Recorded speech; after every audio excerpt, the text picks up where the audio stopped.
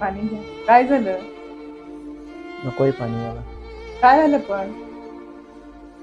काही नाही, काम नाही भेटलं. अहो मग आता कुठे जास्त दिवस झाले, आता 2-3च दिवस तर झाले काम गेले. भेटेल कुठं ना कुठं. अगं बरोबर आहे, काही केलं तर आपला घर खर्च आहे, मुलींचा शाळेचा खर्च आहे, सगळं कसं चालवायचं, त्याच्यामध्ये मला काही पण- आजार पण आहे. अहो हो बरोबर आहे. मी मम्मीला पण फोन केला होता, पण मम्मी म्हणते नाहीच जमणार. अगं आई तू आल्या दिवस नाही वगैरे तर लगेच आल्यात बघा.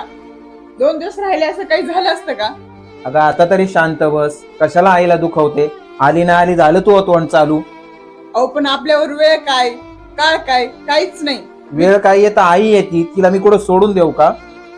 तुमच्यासाठीच म्हणते. बाळा, ही माझी सोन्याची माळ घे. 1,00,000 रुपये कसं येतील, कोणची देणदारी दे आणि तुला राहिलेलं खर्चाय ठेव. अगं आई पण मी कशी घेऊ ही? हा, काही केलं तर शेवटी ते तुझं आहे. हा, आणि मला लोक नाव नाही ठेवणार का? बाळा, हे माझ्या कष्टाचं आहे. कोणी काही बोलत नाहीये. तुझ्या जवळ राहू दे. एका लेकराचा हाल आईला नाही देखोस बाळा. आई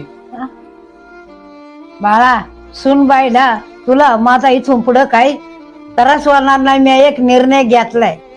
कुठला निर्णय आई? त्या इथून पुढचं अवक्षय आश्रमामध्ये घालायचं ठरवलंय. आई असं का म्हणते ग तू? आई खरंच आमच्यासाठी असं नको करू गो. चुकलो आम्ही. सगळी चूक तुझीच आहे. सगळं हे दिवस तुझ्यामुळं मला पाहायला भेटलं. माझी आई आज आश्रमात जायला लागली, ते पण तुझ्यामुळं. आईला समजून नाही घेऊ शकली. प्रत्येक वेळेस माझ्या मनात आईबद्दल द्वेष निर्माण करत राहील. अगं तिने मला जन्म दिलाय.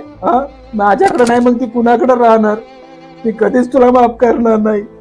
अहो असं नका बोलू. खरंच माझं चुकलंय, मला माफ करा प्लीज. हो मला माफ करा. तुला जर माफी मागायची असेल तर माझी नको मागू, या माऊलीची माफी माग. आई खरंच मला माफ करा. हो तुम्ही जाऊ नका आश्रमामध्ये, आम्हीच सांभाळू. आणि तिकडे भाऊजींकडे सुद्धा जायची गरज नाही तुम्हाला. इथेच राहा मुलांसंग. आई खरंच माफ कर ग आई. चुकलो आम्ही. इथून पुढे अशी चूक नाही होणार आई. हो आई बरोबर आहे. आम्ही खरंच चुकलो. खूप मोठी चूक झाली. माफ करा आम्हाला मोठ्या मनाने. अरे बाळा, न रडू नका रे. नाती तुटलेली तुटाच्या सुनबाईला तिची चूक कळून आली. तू काय टेन्शन घेऊ नको. मी काय पुढे जात नाही. आई खरंच माफ केलं ना आम्हाला तुम्ही.